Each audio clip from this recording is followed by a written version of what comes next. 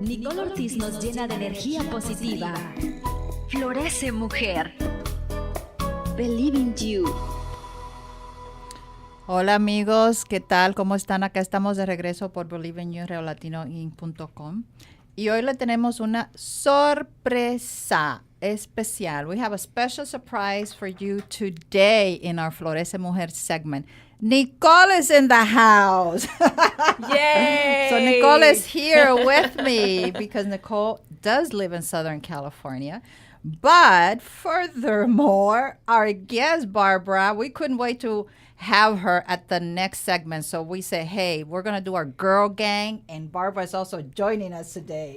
Yes. Welcome, Barbara. Thank you. So Barbara Daoust and Nicole Ortiz are here live with us on Latinoinc.com. We're going to go bilingual in certain things. That's just the way we roll. And today, Nicole has a very interesting topic for us, which she's going to present. And so Nicole was saying, oh, my God, what? We're going to go in English? I'm like, yeah, we're going in English, girl. Yes, so get ready for my accent. Some people love it, some people hate it, but let's see. So today, we're going to talk about your dreams. They are not a luxury. Find a purpose for them and stop putting excuses. And I knew Barbara was coming today, and like, Cecilia, I want her in my segment, please. And of course, Cecilia, she helps me with everything I ask her. And thank you so much, Barbara, for being here. I had so many questions for you.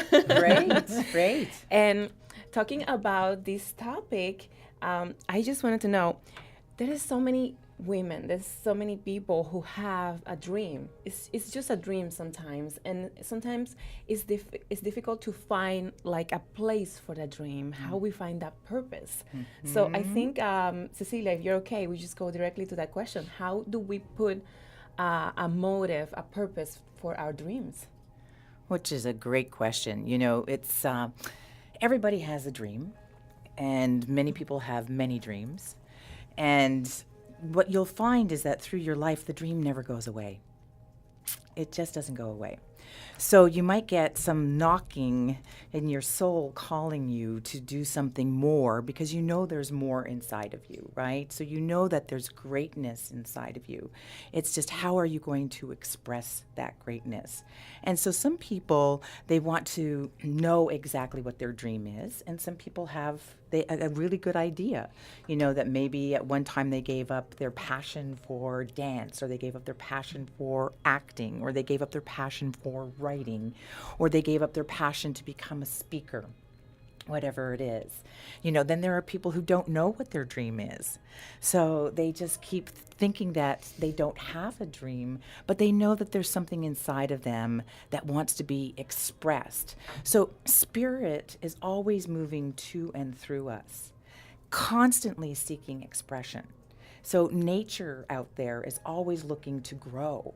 Right? So we as human beings, too, are always looking to grow, to find a fuller version of ourselves. And most people get stuck in what's called a comfort zone. And in that comfort zone, right, they stay the same, and they're not taking risks, and they're not taking the first step to exploring what they could be living into as far as like a bigger dream. So I like to tell a lot of people, you know, start with just a small goal. Whether or not it's that you want to go from being invisible in your life to being visible. How are you going to do that? So that might be your dream, and your goal is just to be seen more. Wow, you mentioned something interesting, because that was my quote for today, was to step out of your comfort zone. Because that's where the growing takes place. Exactly. Yes. Exactly. If you don't do that, if you don't take risk, and how I changed my plans this month because things changed in my life.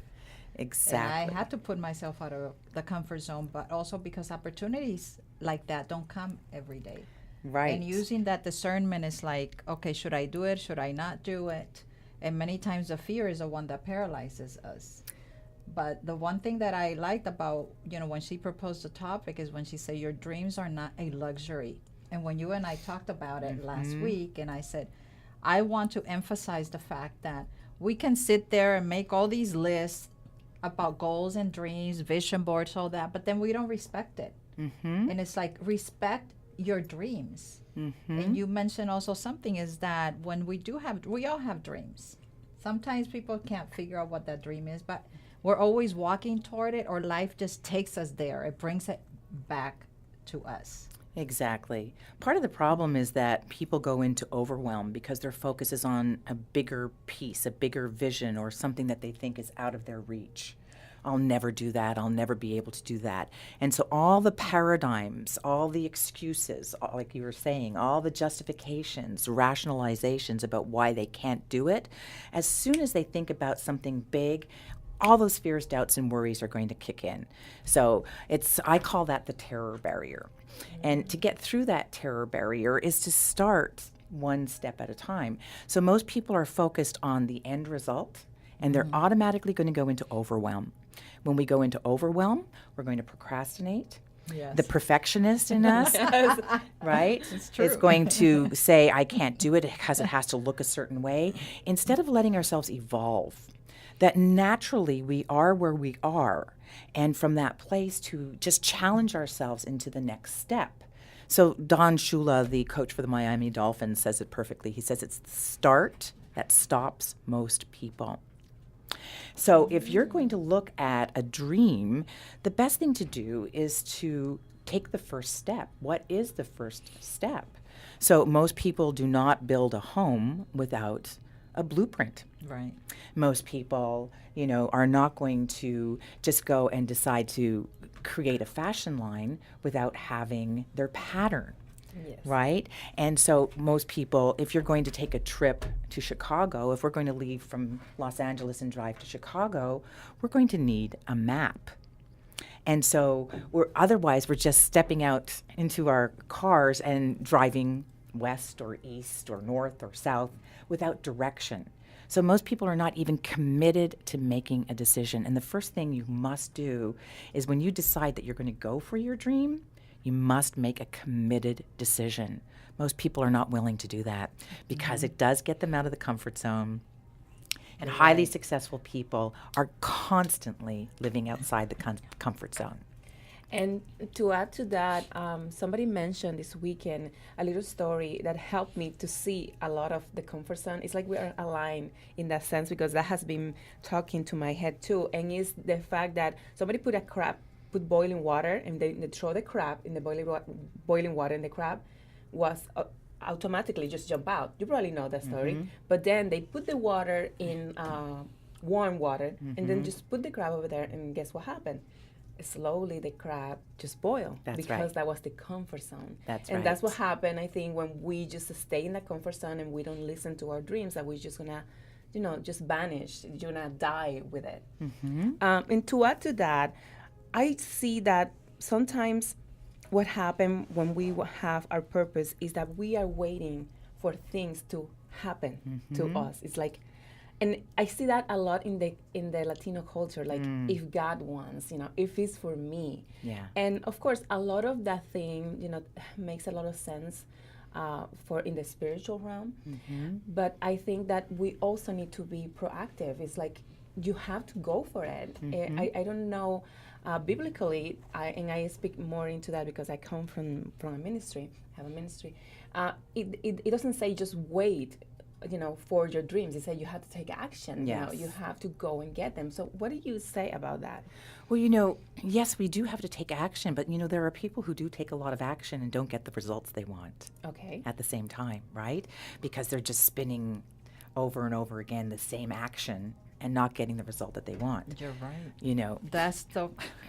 It's like don't expect different results with the same approach or the same attitude or the same behavior, the same actions. Exactly. Yes. Exactly. And so what people are not understanding is there's 3 parts to our personality. And that's the intellectual part, the spiritual part, and the physical part. We're in a physical body, right? So unless you have your thinking and your mindset aligned correctly, then the spiritual part is going to be stuck as well as the physical is going to be stuck. So that we can be receiving information from outside, but if our conscious mind is not thinking in support of what we want, then it's not going to move down into our body as the right action. you see.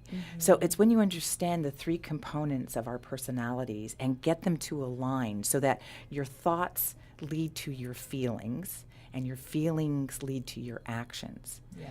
And the feeling place is the most important place where manifestation, where form in the real world takes place. And most people are just thinking with their minds and keeping their thoughts at a conscious level, but not dropping it into an internal level, embodying their imagination, really physicalizing and feeling their emotions and feeling their desires. And once they do that and bring it into their bodies and fuse with their thinking, then the outer world is going to reflect that. Most people are not dealing with their inner world. So how do you deal when you physically don't feel well? Like today was an example for me. I'm like, I feel good. I wash my hair. I mean, those are real mundane things, but it's a reality. But physically, I didn't feel good. Mm-hmm. So I'm like, okay, you gotta like get it together between this drive, from the house to the radio station. But I'm like, I don't feel well. I know I need to go to the doctor. And those things throw you off. Yes. When you're physically not feeling well, it doesn't matter what. It's hard to connect. Even Right. if you're looking beautiful, feeling beautiful. Like I felt good. I'm like, I look good today. I'm like, I feel good. And I made an effort for that to be, but it wasn't in alignment with how I'm feeling physically.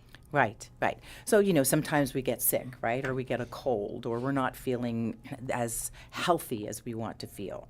And there's a lot of different ways to look at that. One way is that it's telling you to slow down. One way is it's telling you that you need to maybe drink more water, or that you need to take more care, or that you need to have more rest. Another possibility might be that you're releasing toxins, that there's something inside of you from your situation in your life that needs to be released, right? Everything, bottom line, is that we're living in a world of polarity. So for every up, there's down. For every in, there's out. For hot, God, so there's right. cold, Yes. right? So we can either focus on the contrast, the negative pole, right? Or we can focus on the positive pole. Now, it doesn't mean that when we're focused on the positive pole that the illness or the cold goes away. It's how you choose to respond to it. Whether or not you're going to be a victim of it, or whether or not you're going to be kind to yourself and understand that this is just part of your body flushing itself rid of toxins, or that you need to slow down. Right. And what are the thoughts that you are giving? Rest. Get some rest. Or like even with the fires, that have been here recently, when I have people calling me in anxiety and panic and fear, the panic and fear is not going to do anything about the fires. Right. It's not going to change anything. So they can choose to spend their time worrying in a high state of stress, a high state of panic and anxiety, and that the world is going to disappear in front of their eyes. Or they can choose to say, I'm just going to accept and allow nature to take its course, and then I'll respond. You see, and so that when they realize that they've spent 2 days in a high state of anxiety and stress, but their home is okay, they could have avoided all that stress. They could have avoided all that anxiety. It's how we choose to respond. So if we're constantly in a state of reacting, we're not in control of our emotions. So it's really to be empowered, it's to manage your emotions. When you are managing your emotions, you're in charge of your emotions. When you're not managing them, they're in charge of you. And that's when you're going to feel fear. That's when you're going to feel panic and anxiety. And that's when you're going to be disconnected from spirit. When we're in fear, we're in our ego mind. When we're inspired, we're in spirit. Nicely put. And you said something interesting about the fires and how I chose not to engage, especially in social media. Mm-hmm. Because I just felt that although I'm empathizing with what happened and a lot of what happened to people, I just can't be writing I'm sorry this is happening to you to everybody. So I'm praying for all of these people, but I'm not engaging. because that it just becomes too much, and it creates drama. And like you said, it takes over you. They bring you into their drama, their situation, and you, being empathetic, you think that by engaging it's okay, but it's not, because you're also draining yourself. That's right. That's right. And it's not to say that we don't feel our feelings. You know, it's important that we feel those feelings. And yes, we're going to have fear. And fear is really, again, on the negative side of the pole. And that's where we have contrast. So it's always to be using contrast to inform you how to get to the other side. Because for a whole lot bad, what's the opposite? A lot of good. A whole lot good. Right. Yes. Right? And so it's not to say don't feel your feelings. Yes, feel your feelings. Let those feelings move through you. Acknowledge those feelings and know that you can reach out for help, you know, and that you can reach out for people to support you. And asking for help is another way of releasing. You see? And so then when you get feedback, it's all about getting feedback. You know, who are you going to get feedback from? How are you going to respond to feedback? Well, I think the feedback is very important to mention, because that's sometimes the root of our fears. And with that, I wanted to mention, Cecilia sent me a video the other day. Do you remember Reese Witherspoon? Yes. And she was talking about how women, the importance of women, and how she went out from a situation where she was stuck into a situation where she is empowered right now. And that makes me feel, what will be the first approach that you will recommend to somebody that feels stuck? Like they say, I remember in the video she said, always, I don't remember, it was something like, what are you gonna do? Like sometimes we don't know what we're gonna do. Like never ask a woman what she's gonna do. And then it's like in that moment she had to ask herself what she was gonna do. And I find myself asking myself, what am I gonna do now? But it's true that we know already what we're gonna do. We just don't know how to get it out. And get it out. Yes. So what would you say when you feel stuck in, like, okay, I don't know what to do right now. I know this is my, I know where I'm going. I know exactly where is my dream. What am I going to do now? How you get from there? Yes, yeah, that's a great question.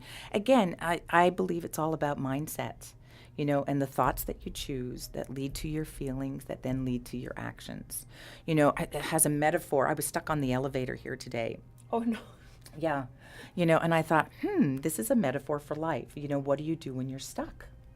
And so I thought, well, I could panic and think, gosh, figures it happens to me. It always happens to me. And so now I'm not even going to make the interview, right? This is going to be a day of chaos. It's going to be an emergency. And there were 3 people on the elevator with me. And I consciously chose. So you have to get conscious. You've got to get aware that you choose your thinking. And so I just thought, okay, I'm going to press the help button and ask for the guy to come and help us on the elevator. And then the next thought I had was, well, there's a blind person on the elevator, and I want to find out a little bit more about that person. And then I'm going to just be observant of how we're behaving, And it was within a matter of minutes that everything was under control, right? So again, when we go into the big picture, we go into overwhelm. I could have fantasized my entire day being a disaster. Yes. The whole thing could have and then that would have created a frequency in me, a vibration in me that would be out of balance, right? And then everything, that just, does a snowball effect, right? And then if I went to get a tea, then it would be they didn't do it right. Then it would be, the next thing, and the next thing. This isn't working out. Today is just a bad day. Yeah. Right? So then you declare that. And you declare that, right? Yes. So as far as like your first step in getting unstuck, if you make a decision, like I know in my life, and there's all kinds of tools, and there's all kinds of tools in a toolbox that you can choose to help you. It's just, are you learning those tools? Are you applying those tools? Are you doing those tools? I know when I started getting into this work, it wasn't intentional. It just evolved for me. I had no intention of being a success and mindset coach. And so when I had tragedy in my life, I spent 3 years going to that negative pole, being in contrast. Really, what I desired was just to be on the other side with all my loved ones. And then one day I made a decision, and the decision, I can remember that day very vividly. In my living room, I had had my curtains closed for over a year. And Wow. I just decided, I just went, I am no longer willing to be miserable. And the unfortunate thing, as I've discovered in my work, is that a lot of people come to me when they're miserable. A lot of people come when the pain is so great that they are at the end of their rope. And it's my biggest wish to get to people before that happens so that they can make a decision. And sometimes with mentorship or coaching or accountability or a support person, is that sometimes we need people to believe in ourselves more than we believe in us, right? that's To believe in us great more than we point. do believe in ourselves. So true. You see? Sometimes, yes, I mentor a lot of women. She's one of the women I mentor, and sometimes you realize that you believe more in them than they believe in themselves. And Absolutely. it's hard to get them to that point because you see their potential and you also see the trauma and the issues that they're dealing with. And you know that they can overcome because I overcame Right. and I'm still overcoming. Right. But it's when they're ready. Whatever that may be is when they're ready, and sometimes you just have to kind of pull back. Yeah. And I want to talk about that when we get into your interview because it goes into also setting boundaries. Yes, yes. And the thing, getting back to your question, Nicole, I know that for myself, for some people, depending on where they're at, where I started was I noticed how negative I was toward myself. And I noticed how I was beating myself up. And then I went into depression. And then I just kept sinking, But I never realized that I always saw the cup half empty. So I lost my husband 2 months before my 25th wedding anniversary. And then I lost 4 more people after him. And he was my, we were joined at the hip. He was the one who saw everything half full. I never realized that I was brutally unkind to myself. Wow. And he was the one who believed in me. And he's the one who saw all the value in me. But when I was left alone, it became very challenging because I just didn't know how to love me, right? So I started with, when I made that declaration, I opened up the curtains and I said, I'm no longer willing to be miserable anymore. I had just lost my father. And then I thought, well, what do I do? And I started walking around the park again. And I started patting myself on the back, saying, good job, good job. And then I started holding my head up high and looking out at the horizon, and it helps with depression, so that it was about the future. Now I'm ready to look into the future. Then I started forcing myself to put a smile on my face because that creates dopamine in the Yes. body. Really? Yeah, yeah. And then I started holding my shoulders back and lifting myself up higher. And then I took pottery classes, and I created a pot that was, and this was before I got any help. I just knew to do this for myself because I saw how harsh I was, how judgmental I was toward myself. And I thought, oh my gosh, I've got all this education, I've got so many people who love me, but yet I just don't know how to do that for me. And in these pots, I put the enter pot and the delete pot. And in one pot, I put a pile of salt, and the other pot, I put some water. And every time I had this negative self-talk, I ran to the salt, I took a pinch of salt, and I went, delete. Right? Delete. I love that. Delete. And then what I did was I saw that I was running up to my kitchen counter a lot. I just made that. That's my first step to get unstuck. See, a lot of people think their first step to get unstuck is that they have to go and be a speaker and do it. But no, I had to work with my thinking. I had to work with my thoughts. And then gradually I saw I wasn't running up to the counter as much. Oh, wow. And then it started showing me it was working, so that where it was like 50 times, 100 times a day that I was going, delete, delete, delete, then I wasn't doing that as much, right? Because that was a commitment. Then I made, let's say, the next step, it's to work with our habits. So I decided that, when I had a thought, like I'm stirring my latte, and I'm singing, I have to work hard for my money. I have to work hard for my money, right? Then I go, delete, stop, change immediately, because that's just part of programming. Yes. That's just part of a repetitious program in the mind, learned from culture, learned from parenting, learned from schooling, learned from peers. These are all beliefs at the subconscious level, right, that are running the show, because 88% of our behavior is controlled by the subconscious mind. And that's where our paradigms are. That's where our limited beliefs are controlling the way we act. And so when you start to commit, then, and you start to see changes in your behavior, whether or not it's eating chocolate cake every day. I work with what's called a success habit chart. And for 30 days, I'll commit to 2 new habits that I want to create. You don't want to just get rid of a bad habit. You want to replace a bad habit with a new productive habit. That's an excellent point. Okay. I have not thought of that one. Because if you start to let go of a bad habit, what do you think replaces it? Another bad habit. Another bad habit. Yes. That's gold right there. Another bad habit, right? So I saw that I was eating chocolate cake every day, right? And I was like, now I need to say goodbye to this chocolate cake habit. So what I decided was, well, I'll eat a sweet potato, right? So that's the positive replacement, Yes. right? And so every day that I ate the sweet potato, then I would check off on my chart, sweet potato. And what they discovered, NASA did an experiment with astronauts.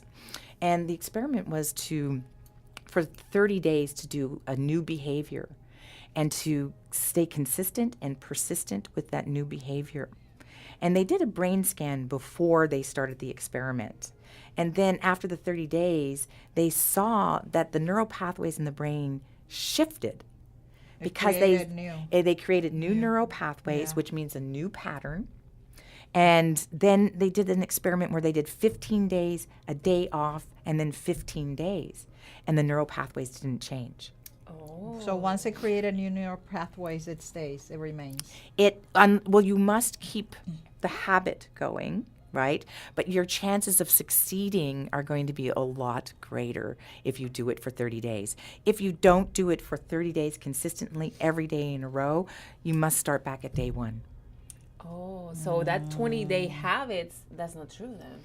No. And it's, and for now they're showing, there was a recent study done at the University of London where they say it's 66 days before you change a habit. Okay. Wow, not But 21. But the experiment that NASA did was that maybe 21 days you start to change the habit, but it's 30 days before the neural pathways start to shift. Because we've got these neural pathways in our brain. The brain wants the path to least resistance. It wants order. So it's going to go on autopilot. Because otherwise we're thinking about blood moving through our bodies in our veins. We're thinking about the muscles and the tendons. We're thinking about when we're driving that we've got to pay attention to the white line on the road. We don't want to create that much hardship for ourselves, so we go on autopilot. Right? Yes. And so the trick here is to know that when autopilot is good and when autopilot is not good. So people who say that they're stuck, right, one of the first things to say is, I know what I want. Okay. Because if they keep saying, I'm stuck, They're going to remain stuck. they're going to keep on telling the story that they're stuck. So one of the exercises that I tell people to do is just take a week and observe how many times you say, I don't know. I don't know what I want. I don't know. I don't know. And as soon that, if there's anything I fear in my life, is when I say, I don't know. Because I know when I say I don't know, then I'm not going to get the result I want. So I immediately stop and say, what do I know?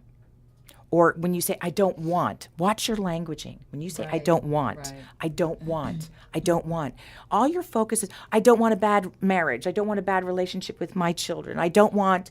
You're going to keep on getting what you don't want because subconscious mind does not filter negatives. It's not hearing I don't want. It doesn't hear don't. It hears I want. Oh, wow. Right? When you say to your kids, don't do that, what do? They do it. They do it because their subconscious mind is not filtering out the negative. It doesn't understand negation. It doesn't understand negation. Yes. Subconscious mind accepts whatever you give it, whether it's real or imaginary. So when you say, I don't want, immediately stop and say, what do I want? What do I want? And then speak it. And then ask yourself, now, why do I want that? And then say, how do I want to feel? And then you'll have clarity. Universe responds to clarity with clarity. Oh, I love Confusion it. Yes. with What confusion. yes. That's it. So watch when you're saying, I don't know. I worked with a young boy who was having a horrible time in college. He got kicked out of school and he was seeing academic counselors. And then I just said, okay, there's one rule in every time we coach together. There's one rule. You cannot say, I do not know. I don't know. Every question I asked him, he'd say, I don't know. Sounds like my son. I don't know. I don't know. I don't know. So, I don't know. That's just, it drives me crazy. yeah. And so he listened to that he couldn't say that with me. And then he started to get into the habit. A year later, he's now doing really well at the American University in Paris, studying entrepreneurship. And he calls me on time every week, and he never says, I don't know. Wow. Right? And as a result of this, he just called me it was a month ago actually, and he was invited to an entrepreneurial forum in Saudi Arabia by the Prince of Saudi Arabia where Bill Gates was going to be. Oh, my Wow. goodness. You know, he's flipped everything around in a short amount of time just by declaring what he knows. So I want to be mindful of the time because we definitely went past it and we have like 15 minutes left. So Florita Latina is done. The phrase of the day, the quote of the day will be, your dreams just don't happen. You work for them. Okay, you go get them. Yes, and Barbara, we definitely went into a lot of what we were going to talk about anyways, you know, in the interview with you. But we'd like to know, we have a lot of people that have, once they saw the post, they were excited that you were going to be on the show because some of them are actually your clients or your students, whatever you want to call it. Mm-hmm. And they are women that are empowered. It has taken them a while to understand, you know, about what steps they need to take in their lives to overcome some of those obstacles. Is because sometimes you don't know what that is. Right. And that, for me, it meant coaching. Mm-hmm. Once I understood that, it's like she said, God gives you certain tools or the universe or the spirit, but you have an army of people around you that you have to knock on that door. That's right. That you have to rely on. And coaching to me was epic. Mm-hmm. It changed my life. Mm-hmm. But the way that it started is because I made a certain step first. I created a program called Coaching on the Go. Great. And when I created Coaching on the Go to help business owners, because I realized that one of the weaknesses that startups and business owners have is not having mentorship and coaching, Mm-hmm. I started surrounding myself with coaches. Yes. And once that happened, my learning accelerated to the Yes. degree. And it was amazing. And that's in the last 6 years, my life has taken an amazing turn. The learning has been just exponential. Mm-hmm. I dated someone that was a coach, an expert in body language. Great. And although it was a crazy relationship, but the learning was tremendous. Uh-huh. And for someone like me who's very curious and an avid learner, that really was, I hear you and it's like I'm hearing what he teaches. Mm-hmm. And how powerful it really is, you know, especially when it came about the mindset and the things that you were talking about, that the brain doesn't understand negation. I didn't get that. I did not understand. I didn't understand that. And you explained it today in such a way because it's just removed that word. Yes. And it's so many times that you hear people say that. We still say it, but it is a conscious effort and it's an exercise. That's right. It's like, what do you know? Mm-hmm. And focus on that. And we were talking about earlier how a lot of times, in the Hispanic community, because, our audience is mostly Latinos, our second market is Mexico, is that there are a lot of taboos. There are a lot of limiting beliefs, which is another thing I had to learn. I know that, Tony Robbins basically kind of became a huge influencer Yes. on mindset and limiting beliefs and all of that, which is something I hadn't even heard of Right. before until 5-6 years ago. But I always question, it's like, why do we think like this? Why do we do this? Why do I not like the way I feel about this? Which I started questioning that as a child when I made the decision to leave my country, because I felt that it was too backwards. The thinking was too backwards for me, too limiting. And I'm a creative person, and I didn't want to feel contrived. I didn't want to feel cornered. I didn't want to feel oppressed, is what I felt. You have to. It was always, I grew up with this, you have to do this because I say so. Yeah. Type of thing.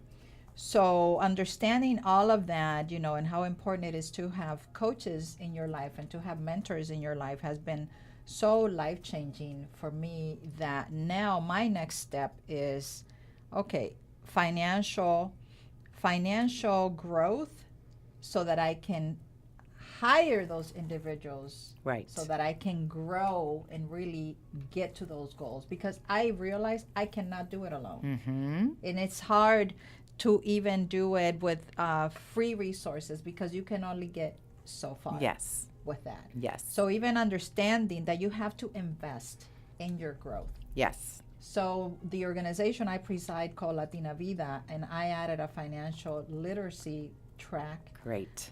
When I was talking to one of the presenters this couple months ago, I said, well, I want you to talk about budget, because that is so basic, but it's so many of us don't do it, or don't understand the importance of it. And when we were like, what are the line items? I said, to me, I would definitely add this one: invest in personal development. When do people put that as a line item in the budget? But it's so critical, because I realize that the most successful individuals in the world, top CEOs, they all have coaches. That's right. They have coaches for everything, whether it's etiquette. So then the pieces started coming together for me when I realized that the things that I hated as a child that my mom made me do, like go to typing classes, became an amazing tool for me in the advent of computers and the internet. Because once computers came out, I was like a fish in water with a keyboard. And now I'm like thankful for that. When she sent me to etiquette and protocol classes, same thing. Little did I know that I would be doing radio, that I would be doing public speaking, that I would be coaching, mentoring, teaching other women, that we would end up in the White House, that all of these things that I have plans, that would also be critical, to my life years later. So all of those, connecting the dots, definitely it makes you be grateful. Yes. And that being in a state of gratitude is really critical, but also being very careful with that, because being in a perpetual state of gratitude, you also make mistakes. And I've made mistakes by being too generous, too kind. And that's why I said I want to talk about boundaries, because many a times you go out of your way to help people. I have been in bad relationships, whether it's with a male or female, because I have been too giving. And I didn't set, those boundaries. But then when it was too late when I wanted to set boundaries, they rebelled. That's right. Yes. Because they take for granted Yes. that what I'm doing, they're entitled to that. So now I'm learning also to, when I've been hit with losses and, with a relationship or friends, took it hard. Now, you know what? I don't care. Now I've gotten to the point that I realized that this is how far I was supposed to come with this person. And I'm okay with that. Great. Before, I was not okay with that. Yeah. Yeah. I was like, no, but I have to help them. Right. Right. Yes. Well, when you're helping somebody else like that, you're enabling. Yes. Right? And the thing about responsibility is to teach other people to be responsible for themselves. Because when we enable, we're robbing people of their self-respect. Wow. Like the hit. right? That's powerful right there. Yeah, it's very, very powerful. So that you know that with children, that you're pretty responsible up until a certain age, but then otherwise, we are not responsible for other people's feelings, right? We're only responsible for our own feelings. And we've had to learn ourselves the hard way sometimes, right? But what does it bring us? It brings us self-respect. It brings us more courage, And so when I used to in my past be a really, really good teacher. I was an acting coach and a director in my past, right? And so I used to feel really, really good when other people had success. So I was really good at teaching other people how to be successful, but I wasn't doing it for me.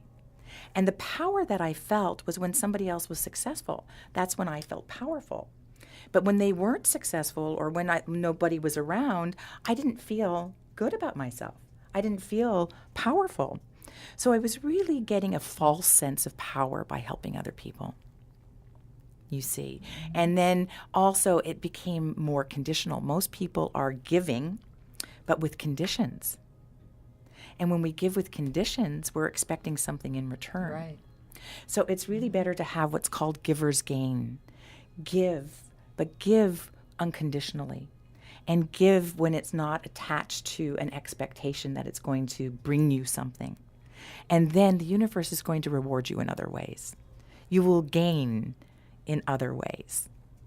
You see? And I've seen that. Yes. Yeah. You gain, and it's like tenfold. It's tenfold. Yes. And I work with a personal affirmation, and my personal affirmation is I'm genuinely sharing loving kindness with myself because that's what I had to work on. I was not kind to myself and others as I revitalize hope and raise conscious living for the highest good of all. So I allow that to guide me and direct me everywhere I go. Am I going to take my time, my valuable time, and be here today because there's loving kindness, because it's an opportunity to revitalize hope, and it's also an opportunity to raise conscious living? The answer is yes, right? It's covering all those areas that mean the most to me. If I'm going to go someplace where it's depleting me, it's robbing me of my energy, and it's all negativity, the answer is no. Right. I'm not going there. If it's sitting down and watching news with a group of people in a room, the answer is no. Right. I'm not going there. I'm not going to do that to please other people, right? Because it's robbing me of my energy. So I get very, very selective. And that's, with the Napoleon Hill principles in masterminding with other people. So like to your point, Cecilia, we can't do it alone. I was somebody who was like a strong woman who was a teacher, but I was teaching everybody else what to do. I wasn't doing it for me because I really wasn't that strong. I was pretending that I was strong. Right? Because I was disconnected from my truth and my value because it was never enough. I'm a recovering perfectionist. I think So we're all guilty of that one. right? A little Right? bit. And so until I started to see that for me to be a master was to work what I taught. Those who are masters are highly compensated because they're walking their talk. They're doing what they're teaching and they're living it. And then they get results because of that. I have a question regarding your husband. When you mentioned that he was the one that looked at the glass half full, do you think he was an enabler? Well, I think it was codependency. Absolutely. Codependency. That Absolutely. You had. I never realized it. I never even realized that I was codependent. I thought I was this independent, strong woman, but I was living in, programs that were not serving me. So it was a wake-up call because everything was seeking approval outside of myself instead of really working with my inner world, designing my dreams, putting a roadmap, structuring a plan, I would like to work with 90-day plans. Written down Yes. plans, because they say that Yes. what is it? A dream is not a dream without a plan. That's right. Yes. Right. It's just a wish. It's just a wish. A Right. goal is not a dream. It's not a plan until you write it down. That's right. That's why I even have here what's my goal card. and I carry this around with me and I read it daily, and it's written. And then I also, this is part of my daily habit. I write that goal statement every single day. I just keep writing it and writing it every single day. And then I also write it with my left hand, my non-dominant hand, so that I'm starting to, it's uncomfortable. I really, brush your teeth with your non-dominant hand. Do things that are uncomfortable. Force yourself to do uncomfortable things. And then that way, say if I have the belief that I want to produce a Broadway show, but then immediately I go, I can't do that. I don't have the money to do that immediately. And so then I'm not even going to take the first step. Right. But then if I think about it, well, what's really the problem? The problem might be the belief that I don't know how to ask people for money, right? So am I going to produce a Broadway show if I don't know how to ask people for money? Not likely. Not likely, right? So then I start practicing asking people for money in little ways, So little ways, just like, I'd like to give her more tip, but I don't have the extra $1. Do you mind helping me? Any little way that's uncomfortable, right? So that you push yourself out of the comfort zone. I have a list. Right? I have Or a list two. of things that I still haven't done because I'm Yes. like, I don't like doing that. Yes. You just hit on one. Yes. When you have resistance, feel the resistance, and the way to do it is to step into the resistance. Well, how come is it that some days you're like, yes, I can do this, and you do it, and then you go back to that old pattern? Because your subconscious mind doesn't want you to change. We resist change. So once you start as soon as you see, the program that I work with, you have to create a goal that you don't know how to do. If you're creating a goal that you know how to do, you're going in the wrong direction. Oh, wow. But as soon as you create a goal you don't know how to do, like I'm working with a 72-year-old woman who wants to lose weight. We all know how to lose weight, right? But her goal now is that she signed up for a bodybuilding competition. She doesn't know how to do a bodybuilding competition. But now she's every day in the gym at 5 o'clock in the morning because she has to wear a bikini for the contest, right? So once you go after a goal you don't know how to do, all your paradigms, all your fears, your doubts, your worries are going to come popping up. Your car's going to have a flat tire, your refrigerator, Yes. somebody's going to call you with an emergency. Everything is going to go into out of control. And when that happens, you've got to know you're on the right track. Most people go back because they're not crossing through the terror They barrier. read it wrong. They read it wrong. Like, I'm not supposed to do this. That's right. Because all this hell broke loose. That's right. That's right. So when the hell is breaking loose, you've got to know. Like I tell people, when I started realizing the power in that, I'd be in the shower crying and I'm going, good. It's changing. Something's changing and it's good. And when you start doing that, like I've had a few months of like chaos, but I know I've created a new program. And I'm working with neural pathways, and I'm working with neuro reprogramming, and I'm working with what's called brain entrainment. And we're adding brain frequencies, alpha, delta, and theta. And it's all about going to the subconscious mind to get rid of the limited beliefs. I gotta go to that one. It's a really amazing program. But as soon as I started creating something new, everything possible that could go wrong Goes wrong. pops. It all starts because it's showing you your limitations, and that subconscious mind and ego mind want to stay familiar. They want to stay in the comfort zone.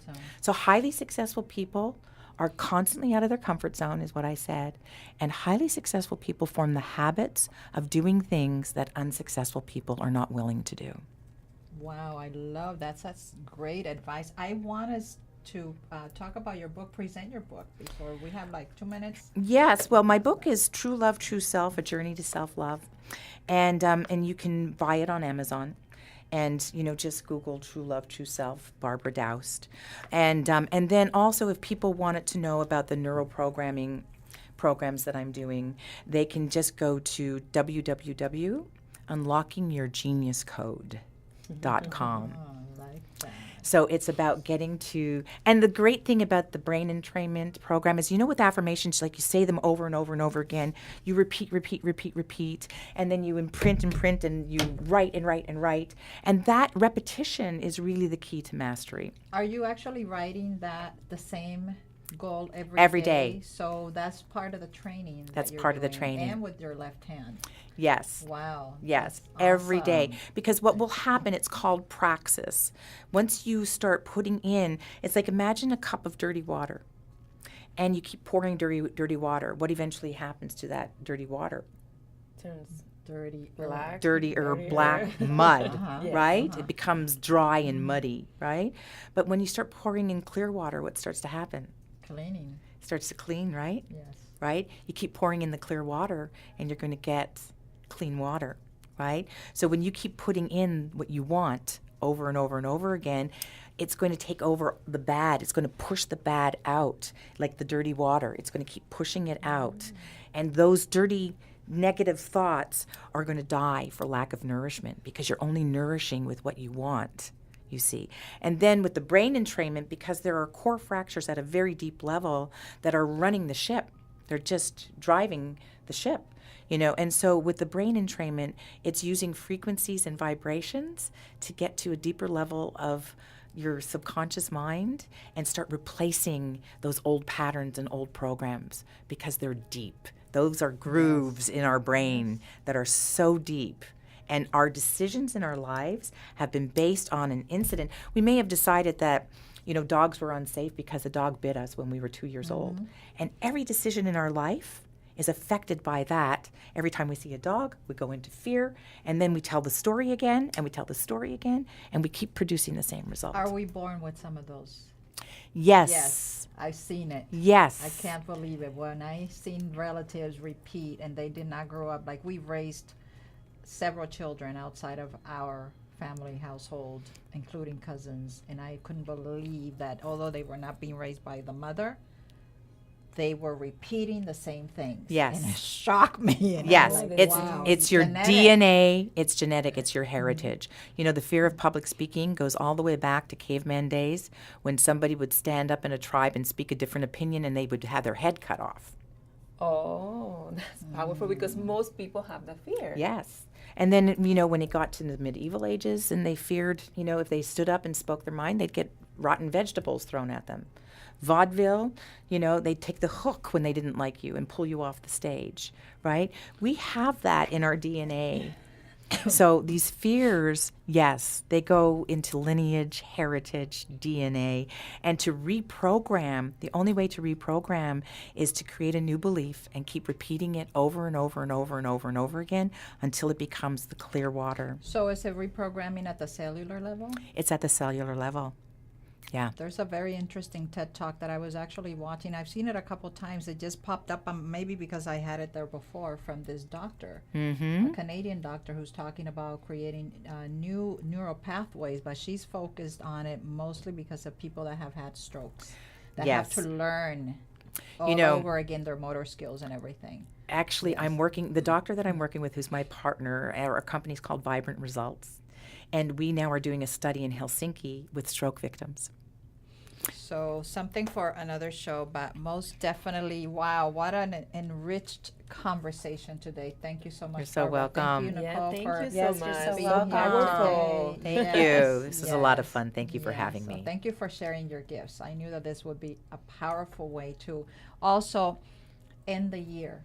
Yes, yes. And also masterminding. Make sure you're not hanging out with negative people. Try to remove yourself from negative Nellys and David Downers, right? And surround yourself with positive people, like-minded people. Get into a mastermind, get an accountability partner, and get a coach, somebody, a mentor. I do not live my life without having a coach, and I have many. I couldn't agree more. Nicole, you have any words for closing? Well, this is so powerful. She already said it all. I just want to say thank you so much. You answered my questions, and this is a great way to get unstuck. Ladies, we know it. It's inside of us. So let's change those thoughts and those words in our lives. And thank you so much for having me today.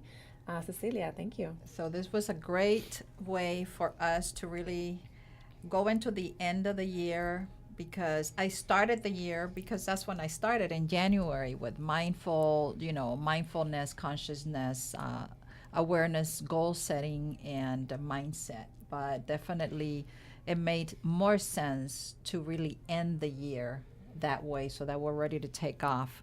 And with that, thank you so much for tuning in today on Believe in You por RadioLatinoInc.com.